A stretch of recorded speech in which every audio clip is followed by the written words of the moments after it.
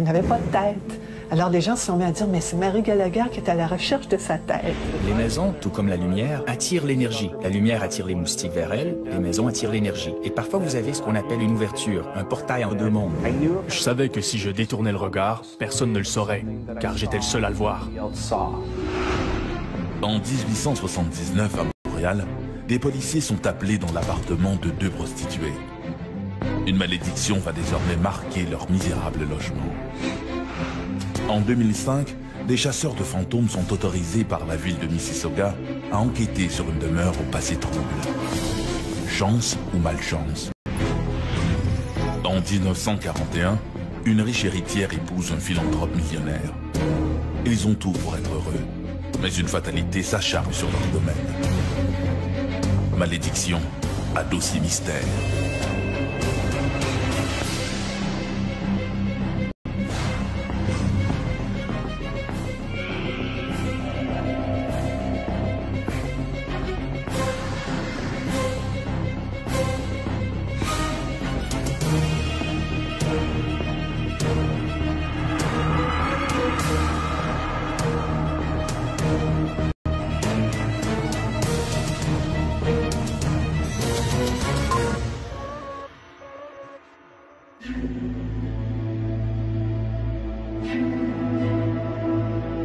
Lorsque des événements associés entre eux se succèdent de manière désastreuse, la plupart des gens, à tort ou à raison, qualifient cette série noire de malédiction. Mais la fatalité n'agit pas d'elle-même. N'y a-t-il pas dans le cours de ces événements des coïncidences, des malheureux hasards ou des gestes qui frappent notre imagination et notre sensibilité? Des images fortes qui réveillent nos angoisses. L'époque victorienne, avec son puritanisme et son questionnement sur l'au-delà, était propice à ces peurs irrationnelles. Les malédictions étaient alors au cœur des moindres drames, comme le suggère l'étrange histoire de Mary Gallagher.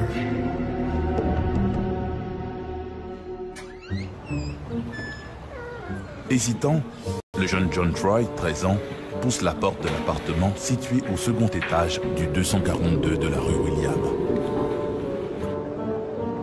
Plus tôt dans la journée, sa mère, qui occupe l'appartement d'en dessous, a entendu un vacarme épouvantable, des éclats de voix et un bruit sourd, comme quelque chose qui tombe sur le sol. Ensuite, tout s'est arrêté. Puis, vers 12h30, le vacarme a repris avec force. Madame Troy a eu l'impression que quelqu'un coupait du bois à coups de hache. Le bruit était si fort que des plaques de plâtre se sont détachées du plafond. C'est là qu'elle a décidé à demander à son fils d'aller y jeter un coup d'œil. En franchissant le seuil, l'adolescent est frappé par une odeur fétide. Dans la chambre étendue sur le lit, un homme ronfle bruyamment et, dans la cuisine, un autre dort assis sur la table. Mais le plus déconcertant, c'est cette troisième personne qui gît étendue près du poêle dans une mare de sang. Ses membres sont droits et rigides. Plus troublant encore, la femme, parce qu'il s'agit bien d'une femme, n'a plus de tête. Elle a été décapitée.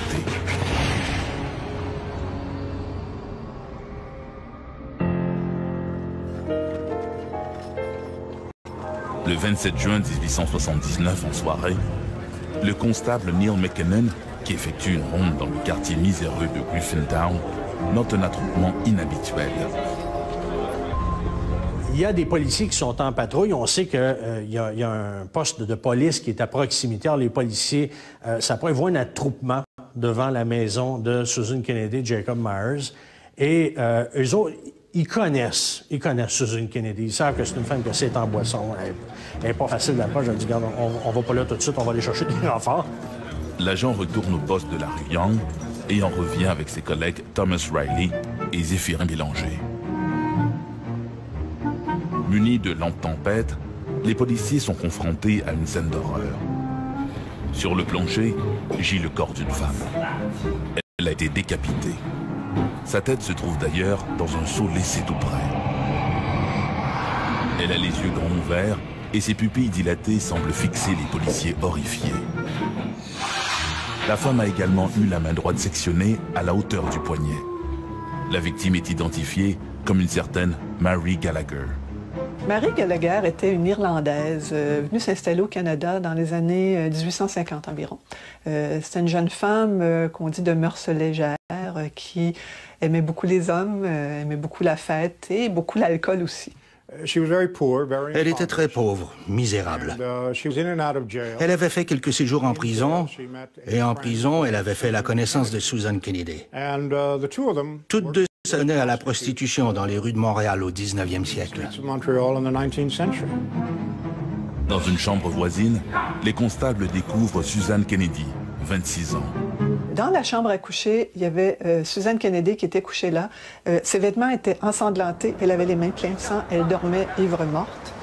Donc ils l'ont réveillée et ils l'ont fait parler pour savoir ce qui s'était passé. Ils l'ont interrogée et elle a prétendu qu'elle n'avait aucune idée de ce qui s'était passé car elle était tombée endormie. Je crois qu'elle a raconté plusieurs versions de son histoire, dont une à l'effet que des étrangers étaient entrés et avaient tué Mary Gallagher. Les agents procèdent de facto à son arrestation, même si la femme proteste et clame son innocence. Elle jure qu'elle n'a rien à voir dans la mort de Gallagher. Elle accuse plutôt un jeune capitaine de la marine marchande, un client de Gallagher, d'être l'assassin. Susan Kennedy va parler d'un capitaine, d'un homme qui était très beau. Et on sait finalement très peu de choses sur ce gars-là. Susan Kennedy a toujours été convaincue, elle a toujours dit que c'était cet homme-là qui l'a assassiné, Mary Gallagher. Elle n'avait pas son nom, elle n'avait pas son profil parce qu'elle ne l'avait pas vu, elle l'avait seulement entendu, mais elle savait qu'il y avait une histoire entre Mary Gallagher et ce capitaine de navire-là. Les policiers n'ont pas tenté de retrouver ce personnage-là parce que finalement, on ne sait pas qui il est. Et Susan Kennedy ne dit rien parce qu'elle veut le protéger à tout prix. Alors elle ne dit rien, mais rien du tout. Mais les agents font fi de ces doléances.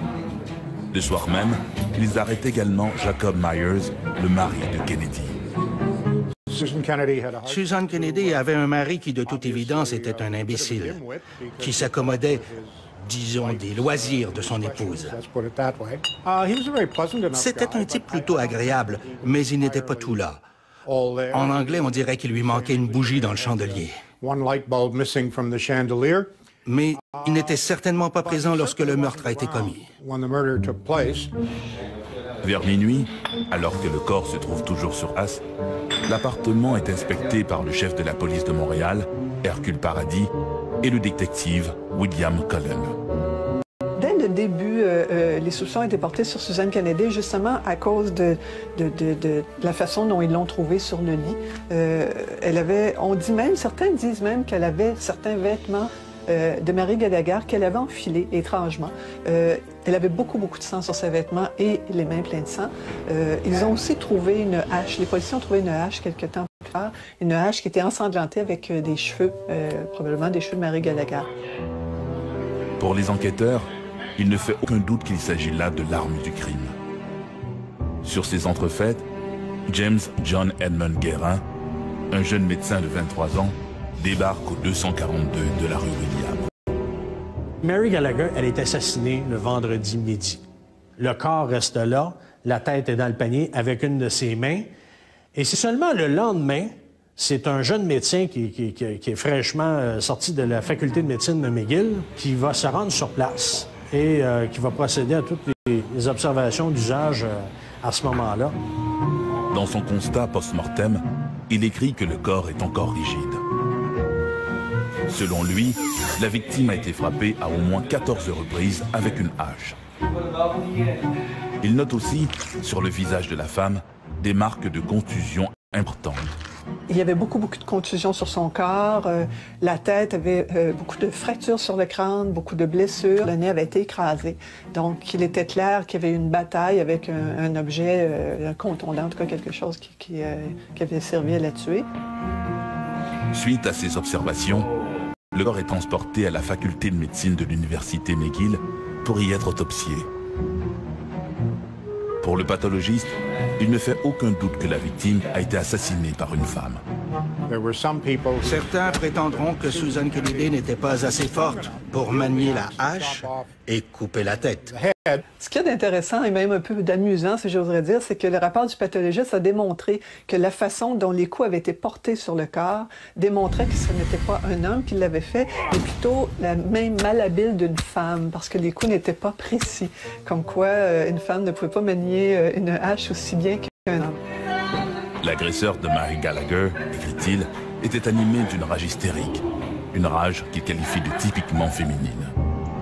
Susan Kennedy, ce qu'on peut en dire rapidement, c'est que c'est une femme qui était très jalouse de Mary. Parce que Mary était probablement plus jolie, plus charmante, elle attirait plus les hommes. Et il y avait une rivalité entre les deux, mais pourtant, elles étaient souvent ensemble, soit sur les lieux de travail ou dans les fêtes qui se faisaient justement souvent dans l'appartement de Susan Kennedy. Le 28 juin 1879, l'affaire Gallagher est dans tous les journaux de Montréal. L'histoire de cette prostituée décapitée dans des circonstances nébuleuses fascine les lecteurs. Au poste de police de la rue Yonge, où elle est écrouée, Susan Kennedy continue de clamer son innocence. C'était au moment de la fête nationale et il y avait un grand défilé. Mary et Susan Kennedy sont donc descendues dans la rue pour y trouver leur homme. Elles ont rencontré un type, un marin du nom de Flanagan, qu'elles ont ramené à Griffintown. C'est au deuxième étage du 242 rue Williams. Susan Kennedy louait cet appartement-là avec son mari, Jacob Myers. Il semble que Jacob Myers n'était pas là à ce moment-là. On n'en sait pas trop à ce sujet-là. Alors, ils sont montés là-bas. Ils ont fait la fête toute la nuit. On sait qu'il y a de la boisson qui est mêlée là-dedans. Il y a du whisky là-dedans. C'est un peu nébuleux. On sait que Susan Kennedy, qui a l'habitude de prendre un coup solide, s'en va à la fenêtre qui donne sur la rue. Elle se met à crier après les passants. Alors, il semblerait que des gens, des voisins, Mme Ellen Troy a raconté que Susan Kennedy, dans la journée, se soit mise à la fenêtre de son appartement. Elle était complètement ivre et aurait crié « Il y a longtemps que je rêvais de me venger. J'ai enfin réussi. » Mary Gallagher va venir la prendre, va venir, reviens-t'en dedans, ça n'a pas de bon sens, tu cries après le monde, elle va la tasser, elle va lui dire « Écoute, si tu me lâches pas, je te coupe, je te brise la tête avec une hache. » Et puis, c'est à partir de là, sur l'heure du midi, que la locataire d'en dessous, qui est Ellen, et elle et son fils John vont entendre les fameux bruits. Premièrement, de ce qu'on assume être un corps qui tombe sur le plancher, et ensuite les coups d'hache. Plus tard, elle dit avoir été réveillée par des éclats de voix venant de la cuisine. Elle croit qu'un ami de Gallagher, un capitaine de la marine marchande, serait passé à l'appartement pour y assassiner la prostituée de 38 ans. Susan Kennedy vivait à l'étage et au rez-de-chaussée vivait une autre famille, les Troy.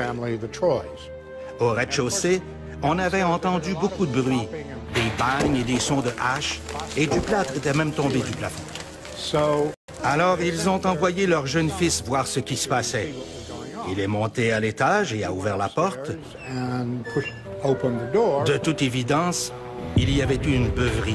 Il y avait des bouteilles vides sur la table. Il a vu dans la cuisine, dans la même pièce, un homme qui était sur la table de cuisine, qui était penché, probablement dans un coma éthylique, ou en tout cas un sommeil profond éthylique. Et il a vu aussi dans la chambre à coucher Susan Kennedy qui était couchée avec un homme. Et on a su par la suite que c'était Michael Flanagan. Il a aussi vu qu'il y avait du sang sur les mains de Susan Kennedy, mais tout de suite après, évidemment, il a eu peur, c'est un jeune homme, un enfant de 13 ans. Il est redescendu tout de suite voir sa mère et il a raconté ça à sa mère. Sa mère n'a même pas voulu monter en haut. Tout de suite, elle est allée avertir les autorités. Malheureusement, les agents n'ont pas daigné se rendre sur place, jugeant qu'il devait simplement s'agir d'une rixe entre ivrognes. Dans les jours qui suivent, les enquêteurs interrogent tour à tour Jacob Myers, lui aussi écroué à la prison de la rue Yonge, et Michael Flanagan, arrêté au lendemain de la macabre découverte. Flanagan admet qu'il a été entraîné par les deux femmes, admet qu'il a bu avec les deux femmes. Il dit également qu'il était ivre-mort et que lorsqu'il a quitté l'appartement sur les petites heures du matin, il a simplement marché jusqu'à la sortie.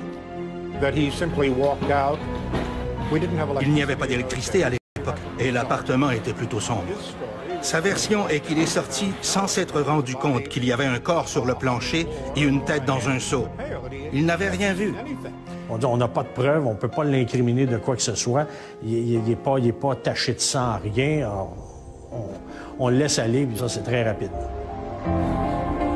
Quant à Jacob Myers, le mari cocu, son histoire est plus troublante. Son épouse était rentrée à la maison avec un autre homme, et dans ces circonstances, il savait qu'il devait partir. Il a quitté la maison. Il semble même qu'il lui ait rapporté une bouteille d'alcool, mais il n'était pas là durant la beuverie. À son retour, il a trouvé le corps de Gallagher décapité. Sa femme était étendue, seule sur son lit, dans la chambre d'à côté. Curieusement, et malgré l'horreur de la scène, Myers a décidé de ne rien dire aux autorités.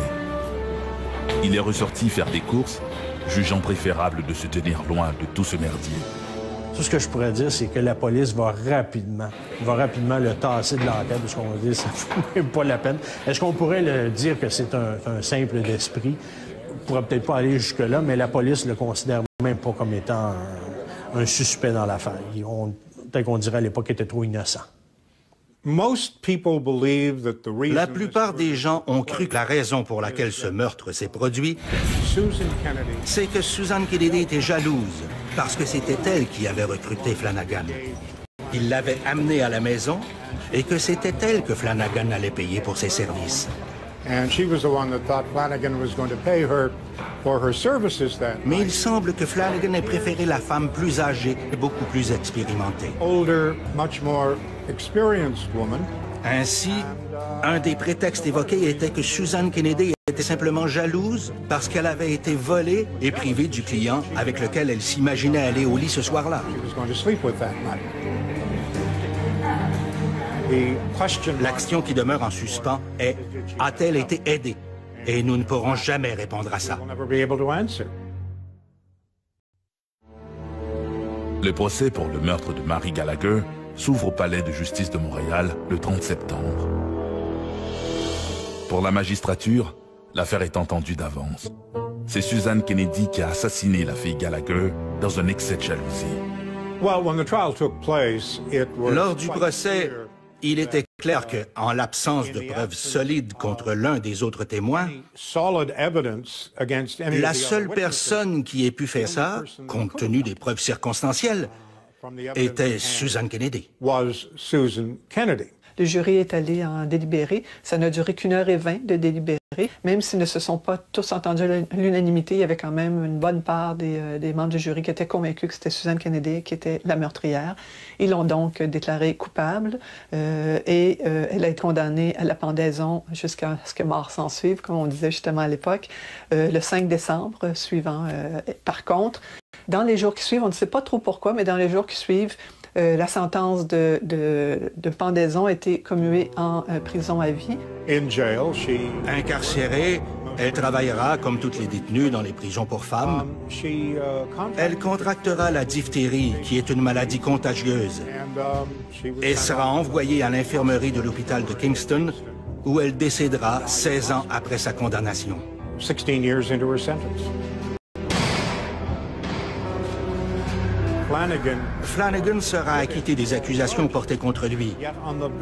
Mais le jour même où Susan Kennedy aurait dû être pendue, et s'il avait été reconnu coupable, lui aussi aurait dû être pendu le même jour, mais il avait été acquitté. Or, ce même jour, il est tombé d'un bateau et il s'est tué. Il s'est fracassé la tête sur le sol. Et cet événement donnera lieu à une rumeur, comme quoi Dieu, depuis le paradis, avait trouvé le moyen de faire justice. On peut être acquitté en cour, mais on n'échappe pas à la justice divine. Mais l'assassinat de Mary Gallagher a depuis débordé des annales judiciaires. Mary Gallagher est aujourd'hui le plus célèbre fantôme de Montréal. 7 ans plus tard, il y a des gens qui marchaient dans le quartier et qui, par hasard, ont vu une ombre, une silhouette qui semblait un fantôme, finalement. Une dame qui avait la même silhouette que Mary Gallagher, les mêmes vêtements que Mary Gallagher. Elle marchait, elle déambulait un peu difficilement et elle n'avait pas de tête. Alors les gens se sont mis à dire, mais c'est Mary Gallagher qui est à la recherche de sa tête. Elle revient à tous les 7 ans. Du moins, des gens ont prétendu l'avoir aperçue dans le voisinage. Mais le voisinage a tellement changé depuis que si Mary Gallagher revient chercher sa tête, elle aura bien du mal à se retrouver dans ce voisinage qui a été grandement transformé. On est au coin des rues William et Murray dans Griffintown. Griffintown, il faut comprendre que, il y a environ 100 ans, c'est un quartier qui est extrêmement défavorisé. C'est le quartier le plus pauvre de Montréal. La plupart des maisons qu'on va trouver dans Griffintown sont des bicoques en bois, pas toujours très droites, même souvent construites à même le sol, sur la terre battue. La particularité de la maison où Mary Gallagher a été assassinée, c'est qu'elle a des fondations. Ils ont été démolis, évidemment. En 1963, le maire Drapeau n'aime pas Griffintown et décide de changer le zonage. On part de résidentiel et on s'en va à commercial. Ça veut dire que tout ce qui est démoli à partir de ce moment-là, on ne peut plus reconstruire des maisons. On peut construire des commerces ou des entreprises. Aujourd'hui, les amateurs d'insolites et de macabre de la grande région de Montréal ont rebaptisé le 27 juin le jour anniversaire de Mary Gallagher. En 2005, il y avait un groupe de chasseurs de fantômes qui se sont retrouvés vraiment plusieurs. Ils étaient 30-40 qui se sont retrouvés dans ce quartier-là pour essayer de trouver Mary Gallagher. Et en 2012, la même chose, le 26 juin, il y a encore des gens qui se rendaient sur ce quartier-là pour essayer de retrouver ou de rencontrer du moins la dame fantôme qui est toujours à la recherche de sa tête.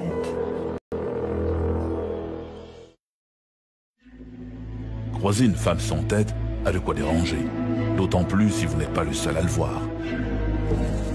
Visiter une maison abandonnée que l'on dit hantée la nuit tombée a aussi de quoi terrifier. Mais il existe un endroit unique sur les berges du lac Ontario où les chasseurs de fantômes, la nuit, doivent se réfugier à l'intérieur de la grande demeure désertée pour échapper aux ombres noires qui hantent le parc entourant la propriété. Sur ce terrain, l'angoisse est telle qu'il est impossible d'échapper à ses peurs.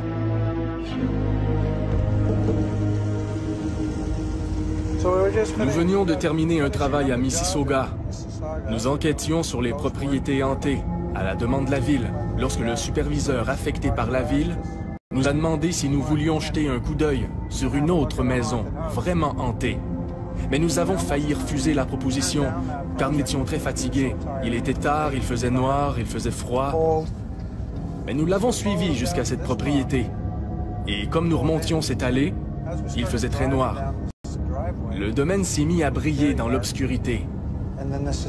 Et là, j'ai eu l'intuition que ça allait être la place. J'étais saisi par l'immensité de cette propriété, de cette maison elle-même. La remise à calèche à gauche était tout aussi impressionnante. La première chose que je me suis dit, waouh, quel beau cottage. En banlieue de Mississauga, sur les berges du lac Ontario, une grande demeure abandonnée au bout d'une allée attire le regard. Tout autour se trouve ce qui était autrefois le domaine Bell-Gardner, avec ses parcs, ses jardins, ses boisés, ses bassins naturels et sa vue saisissante sur le lac Ontario, semblable à une mer intérieure.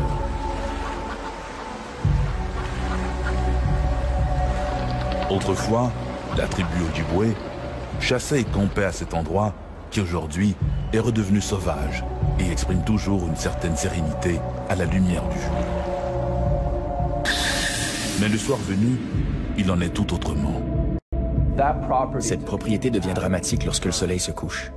Ce que j'ai toujours trouvé intéressant avec cet endroit, c'est que vous pouvez y marcher durant le jour sans ressentir quoi que ce soit. Vous vous y sentirez bien. Mais la nuit venue, chacun des os de votre corps se glace. Vous marchez là-bas et vous êtes envahi par une envie irrépressible de foutre le camp. Confronté à de nombreuses fausses alarmes, à des rumeurs d'observation de lueurs spectrales, un superviseur affecté à la sécurité par la ville de Mississauga, propriétaire de l'endroit, se confie en 2005 au frère Palmisano, des Ghostbusters bien connus de la région de Toronto, et dont Richard est auteur de plusieurs livres sur les phénomènes paranormaux. Nous avons commencé notre recherche en enquêtant sur tous les bâtiments historiques et les musées de la ville de Mississauga. Nous avons commencé par dresser une sorte de catalogue de tous leurs fantômes et de tous les endroits hantés. Et un soir, un des directeurs de la ville nous a demandé si nous voulions aller jeter un coup d'œil sur une propriété bien précise. Bien sûr, je n'allais pas refuser de visiter une maison hantée. Alors, nous avons pris la voiture et nous nous sommes rendus au domaine. Il y avait une très longue allée bordée d'arbres. Et pendant que nous avancions, nous pouvions voir cette gigantesque propriété qui émergeait de l'obscurité. C'était une vision simplement incroyable. Quand nous sommes arrivés, j'étais très excité par cette propriété, ne serait-ce que par le site qui est franchement fascinant. Aussitôt descendus de leur véhicule, Richard Palmisano et son frère sont témoins de curieux phénomènes qu'ils n'ont jamais vus. Mon frère Paul m'accompagnait et il a l'habitude de toujours s'habiller en noir. Il y avait un petit sentier qu'il a emprunté pour regarder le côté de la maison. Moi, j'étais devant la maison et il m'a appelé. J'ai entendu une sorte de « Rick ». J'ai jeté un coup d'œil. Je croyais que c'était lui que je voyais, un personnage habillé en noir. Ensuite, j'ai réalisé, parce qu'il fume, et que j'ai aperçu la lueur de sa cigarette, qu'il était derrière ce personnage sombre. C'est là qu'était mon frère. Je n'avais aucune idée de ce qui avait pu se glisser entre lui et moi. Ça se tenait juste en bordure du sentier, puis subitement, ça a filé à une vitesse incroyable, jusqu'à un arbre minuscule, comme dans une bande dessinée. Et ça n'est jamais sorti de l'autre côté, disparu. J'étais incrédule, et mon frère aussi. Nous nous sommes regardés et il m'a dit « T'as vu ça ?» J'ai dit « Oui. Et toi, qu'est-ce que t'as vu ?» Et c'était étrange, parce que moi, j'avais vu le personnage tout en noir, alors que lui, de l'autre côté, l'avait vu tout en blanc. À peine leur discussion terminée, ayant décidé de quitter la propriété, les hommes devinent une seconde ombre qui les observe depuis une fenêtre inaccessible au second étage de la demeure. À ce moment-là, nous avons levé les yeux vers une des fenêtres du deuxième étage et nous avons aperçu quelqu'un à la fenêtre. Nous étions incapables d'avoir une vision précise, car il faisait noir, que c'était dans l'ombre et que le rideau bougeait.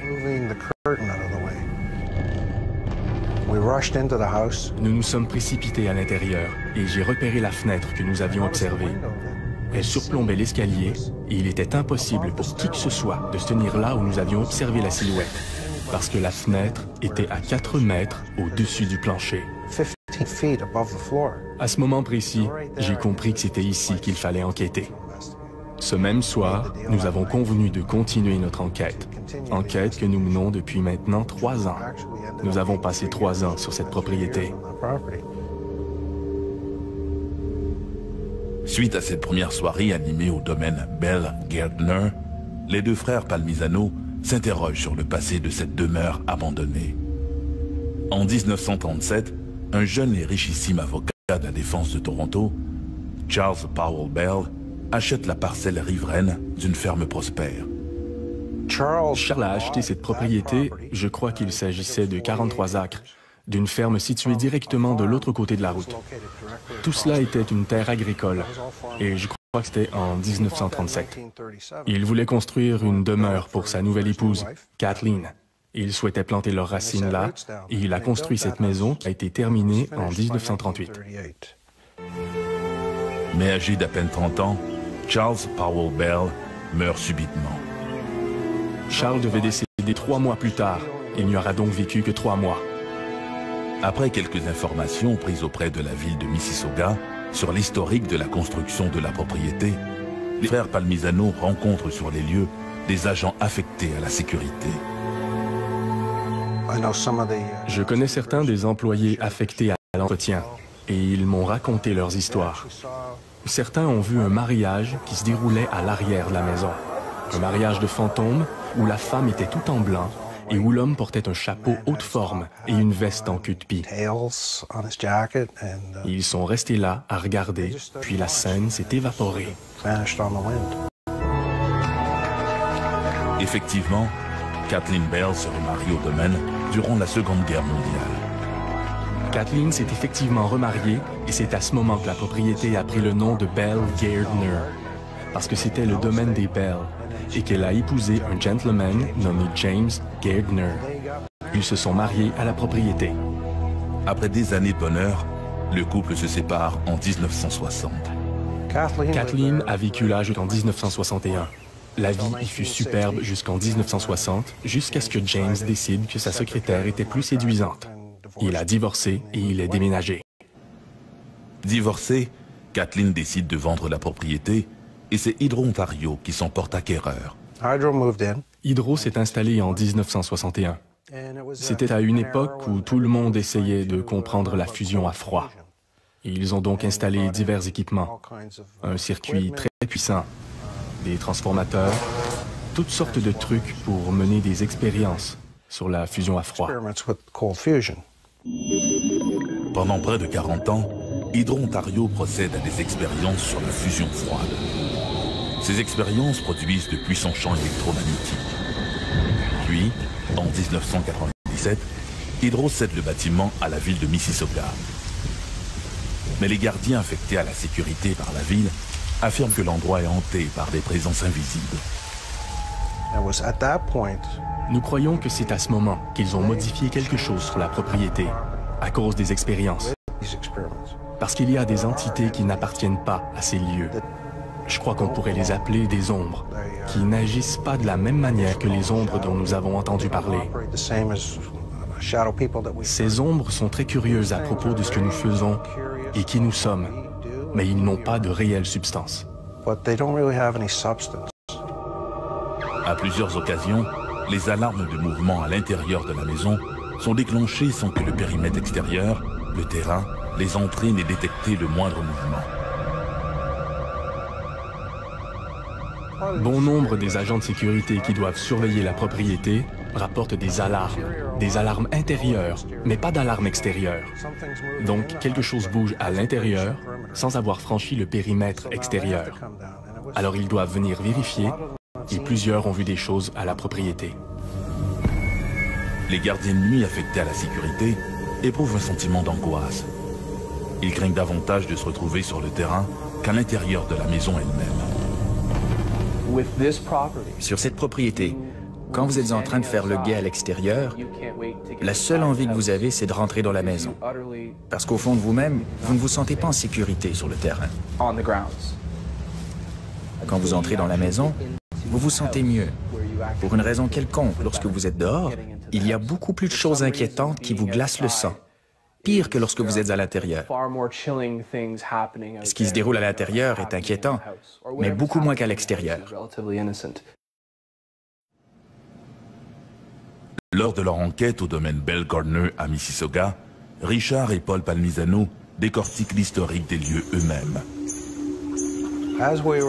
Dans le cadre de nos recherches historiques, nous sommes remontés au-delà de la période de construction de la maison.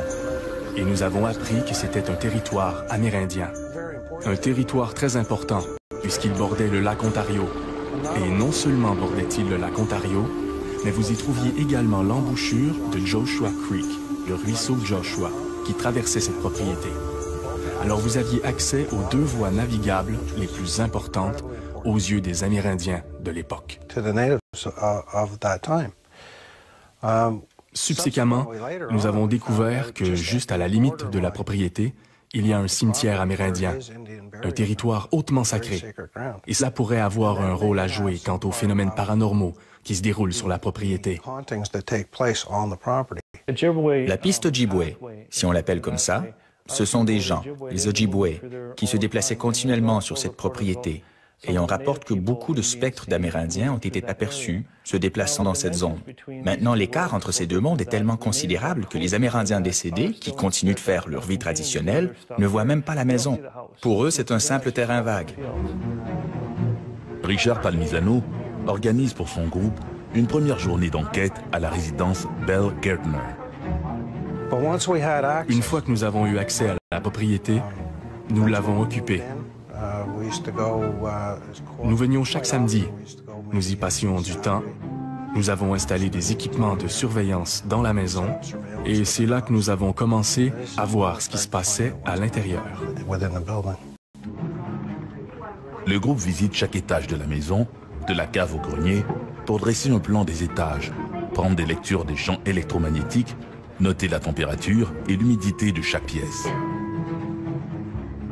Les maisons, tout comme la lumière, attirent l'énergie. La lumière attire les moustiques vers elle, les maisons attirent l'énergie. Et parfois vous avez ce qu'on appelle une ouverture, un portail entre deux mondes, où l'énergie spirituelle va et vient. Lors de la visite, Paul est attiré par une fenêtre du second, s'ouvrant sur le balcon dominant le ruisseau Joshua Creek. Dès nos premières visites au domaine Bell Gardner, nous avons pu déterminer que toute une famille d'esprits errait dans la maison. Mais aussi les spectres des travailleurs. Ces fantômes semblaient davantage inquiétés par notre présence que nous par la leur. Durant notre enquête sur le domaine, ce qui nous a effrayé le plus a plutôt été ces entités noires tout autour que nous ne parvenions pas à identifier. Alors, nous avions ces spectres qui circulaient sur le terrain et nous avions la maison elle-même qui comptait plusieurs habitants de l'au-delà. Telle Kathleen qui est revenue, elle est là, elle chante. Nous entendions de la musique et elle chantait. Nous avons également ses aides, un duo de servantes comme Anarita qui continue à nettoyer certaines portions de la maison. Le fils de Anarita, dont le nom est Danny, de fait il l'appelle Danny Boy, et ils sont très protecteurs à son égard. C'est un jeune enfant qui bouge beaucoup.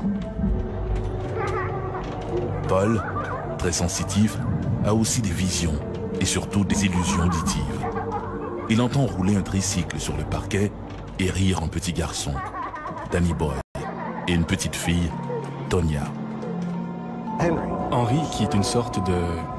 Je crois qu'il est responsable des serviteurs. Il pourchasse continuellement Danny pour le protéger de nous, comme s'il avait peur des enquêteurs de fantômes qui envahissent la maison. Et il dit toujours, « Danny, reviens. Attention, éloigne-toi. »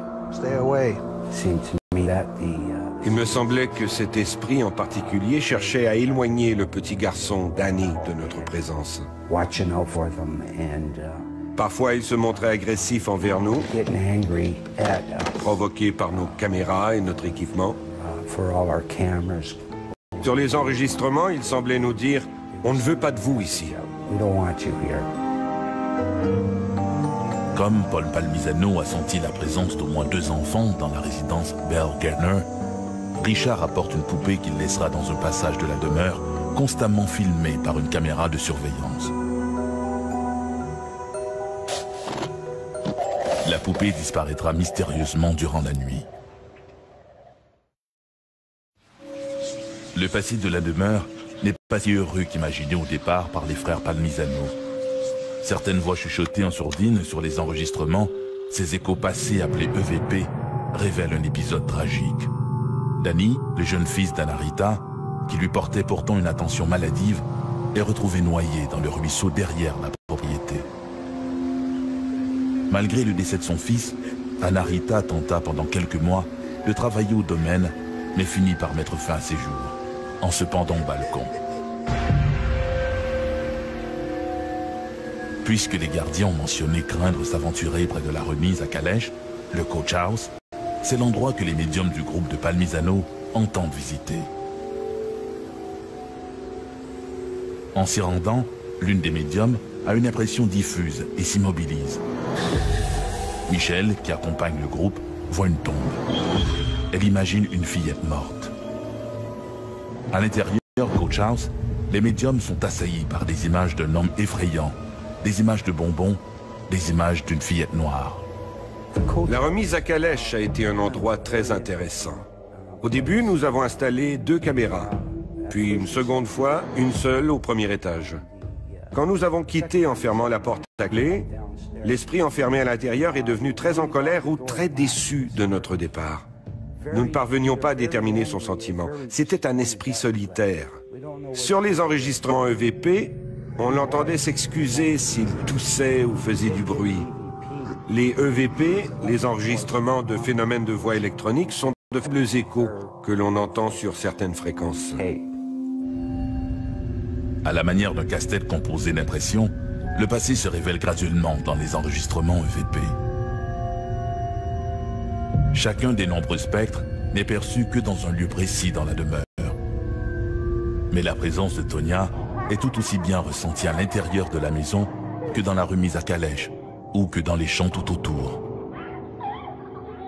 Après plusieurs semaines d'enquête, Richard me dit « Je ne pense pas que le fantôme de Tonya appartienne à cette maison. Je me demande ce qu'elle fait ici. » Mais aussitôt que l'on s'est mis à enquêter sur la ferme voisine, la Gold Medal, nous avons compris, c'est là que Tonya avait vécu. Les Palmisano ont l'impression que Tonya vivait dans la Gold Medal Farm, la ferme en face du domaine Belle Gardner. Et c'est là que l'histoire devient plus opaque, plus dramatique. À la fin de l'année 1937, on construit le domaine qui a été acheté de la ferme originale. On a tous les matériaux de construction sur place. Et on a embauché un gardien pour les surveiller.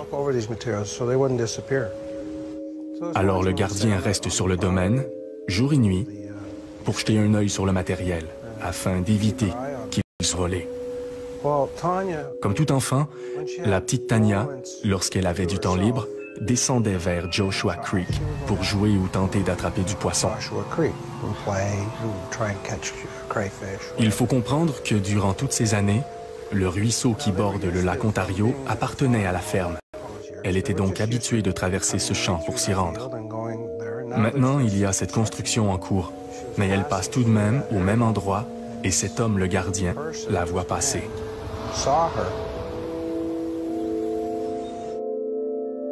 Pour les voyantes, Tonya se serait liée d'amitié pour ce gardien solitaire. Mais les images mentales que perçoit Michel sont confuses.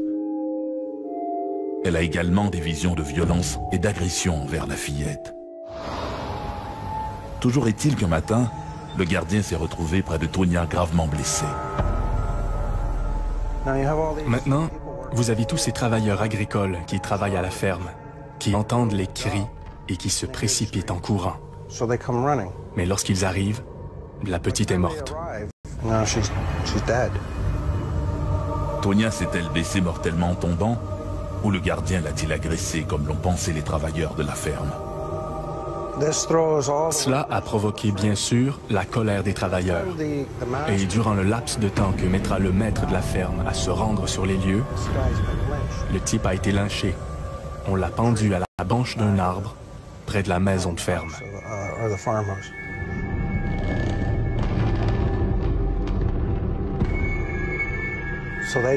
On l'a donc traîné pour le ramener sur le site des travaux. Comme il y avait une fondation prévue pour les écuries, on a acheté son corps dans l'espace prévu pour le plancher. On l'a recouvert de terre et le lundi matin, l'entrepreneur et son équipe, qui ignoraient tout, ont simplement construit le bâtiment autour du cadavre. Alors, il est toujours là, et je crois que c'est là l'origine de l'entité démoniaque qui hante l'écurie, la remise à diligence. Il est toujours là. Après avoir enquêté pendant 3 ans le domaine Belle Gardner, Richard Palmisano et son équipe récupèrent leur équipement et s'apprêtent à quitter définitivement les lieux. Si on croit que les souvenirs, que ces événements vont disparaître avec le temps, moi je ne crois pas. C'est un peu comme écrire un livre. Ceci constitue un chapitre à l'intérieur du livre de la propriété. La mort de Tanya, la pendaison du gardien. Ces événements sont inscrits à jamais dans l'histoire du domaine et ils vont perdurer tant que ces esprits habiteront la propriété. Tout est affaire de mémoire. Les esprits vivent sur le terreau de la mémoire. C'est tout ce qu'ils ont. C'est tout ce que nous avons. Sans nos souvenirs, nous ne sommes plus rien.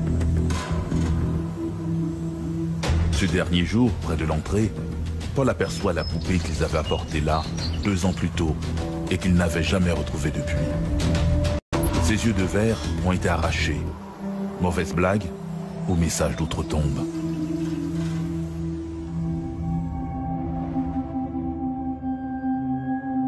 Lorsque tout s'articule comme si des forces invisibles s'amusent à transformer certains objets ou certains lieux en aimants de la malchance, ou quand les coïncidences paraissent trop bizarres, la culture populaire, invariablement, les amplifie au point d'en faire de véritables légendes urbaines. L'histoire ne retient-elle pas davantage les malheurs que les rares moments de bonheur qualifiés justement de sans histoire? Et comme le disait si bien l'écrivain américain d'origine russe Vladimir Nabokov, plus on prête attention aux coïncidences, plus elles se produisent.